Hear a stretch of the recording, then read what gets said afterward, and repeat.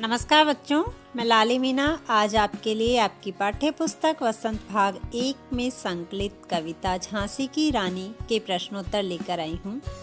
कविता से पहला प्रश्न, किंतु काल गति चुपके चुपके काली घटा घेर लाई।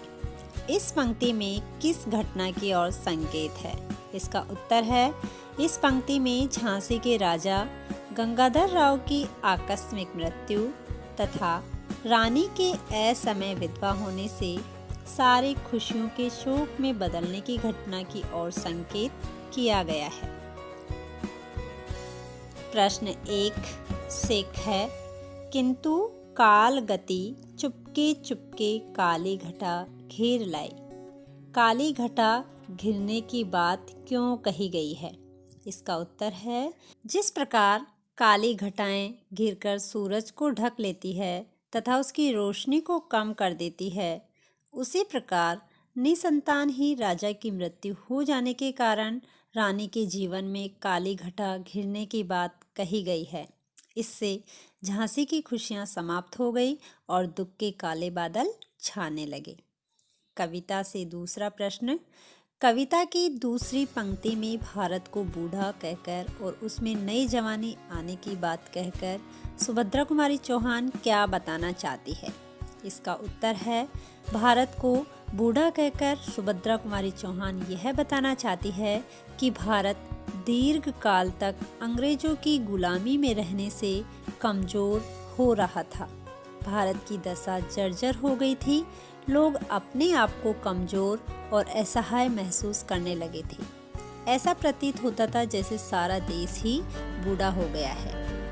ऐसे समय में देश में अपनी खोई हुई आज़ादी को प्राप्त करने के लिए नया जोश उत्पन्न हो गया था। लोग स्वतंत्रता प्राप्ति की कोशिश करने लगे थे। इसे ही कवित्री ने नई जवानी कहा है। कविता से तीसरा प्रश्न, झांसी की रानी के जीवन की कहानी अपने शब्दों में लिखो और यह भी बताओ कि उनका बचपन तुम्हारे बचपन से कैसे अलग था। इसका उत्तर है, झांसी की रानी लक्ष्मीबाई का बचपन का नाम छबीली था। छबीली अपने माता पिता की इकलौती संतान थी। वह कानपुर के नाना की मुंहबोली बहन थी। उसे बचपन से ही बर्छी, ढाल, कृपाण जैसे हथियारों से खेलना पसंद था। उसका विवाह झांसी के राजा गंगाधर राव के साथ हुआ, लेकिन राजा की निसंतान ही अकाल मृत्यु हो गई। अंग्रेज सरकार इसका लाभ उठाकर झांसी पर कब्जा करना चाहते थे। रानी और लेफ्टिनेंट वॉकर के बीच भयंकर युद्ध हुआ, जिसमें वॉकर को हार का मुंह देखना पड़ा।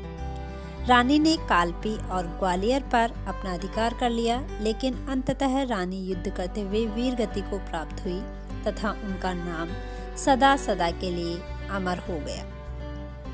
रानी का बचपन हमारे बचपन से अलग था, क्योंकि रानी हथियारों के साथ खेलती थी, जबकि हम कंप्यूटर, खिलौनों, वीडियो गेम्स, स्वचालित खिलौनों इत्यादि से खेलते हैं।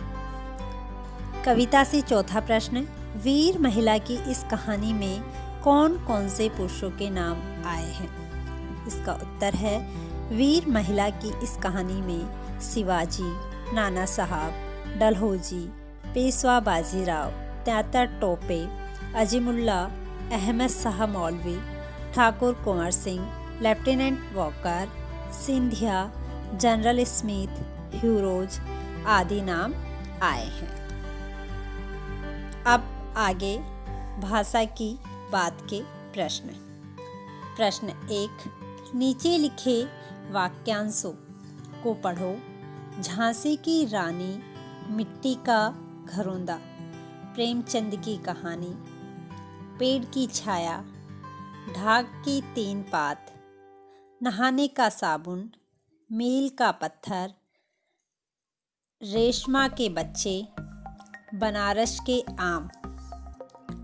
का, के और की 2 संज्ञाओं का संबंध बताते हैं। ऊपर दिए गए वाक्यांशों में अलग अलग जगह इन तीनों का प्रयोग हुआ है।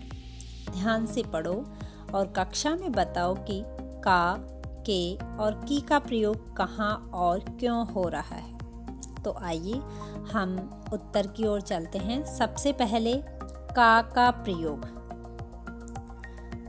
एकवचन संज्ञा शब्दों के साथ हुआ है, जैसे मिट्टी का घरौंदा। घरौंदा एकवचन पुल्लिंग है। मिट्टी का संबंध घरौंदे से बताने के लिए प्रयोग हुआ है। ऐसे ही मील का पत्थर, पत्थर पुल्लिंग है और एकवचन है, इसलिए उससे पहले का प्रयोग हुआ है। दूरी का संबंध पत्थर से बताने के लिए प्रयोग हुआ है। नहाने का साबुन, साबुन पुल्लिंग और एकवचन है, इसलिए उसके पहले का प्रयोग हुआ है। साबुन का संबंध नहाने से बताने के लिए प्रयोग हुआ है। अब आगे के का प्रयोग। के का प्रयोग बहुवचन संज्ञा शब्दों के साथ हुआ है, जैसे रेशमा के बच्चे। बच्चे बहुवचन हैं, अतः बच्चे के पहले के का प्रयोग हुआ है। बच्चों का संबंध रेशमा से बताने के लिए प्रयोग हुआ है। बनारस के आम, आम पुल्लिंग एवं बहुवचन शब्द है, अतः उसके पहले के प्रयुक्त है। आमों का संबंध बनारस से बताने के लिए प्रयोग हुआ है। अब तीसरा उदाहरण है ढाक के तीन पात।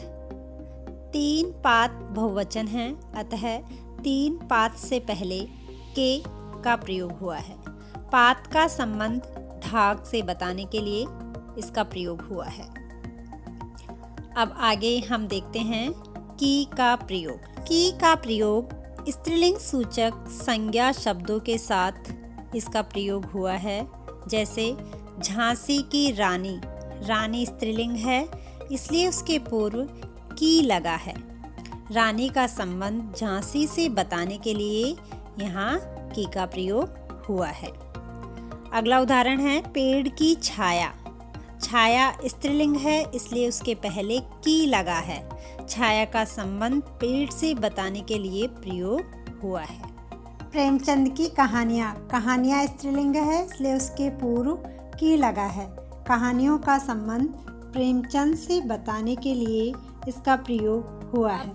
Thank you. वीडियो के डिस्क्रिप्शन में इस पाठ से संबंधित प्रश्नोत्तरी का जो लिंक दिया गया है उसे क्लिक कीजिए और अपने आप को परखिए कि आपने वीडियो को कितने ध्यानपूर्वक देखा है एवं सुना है। Thank you.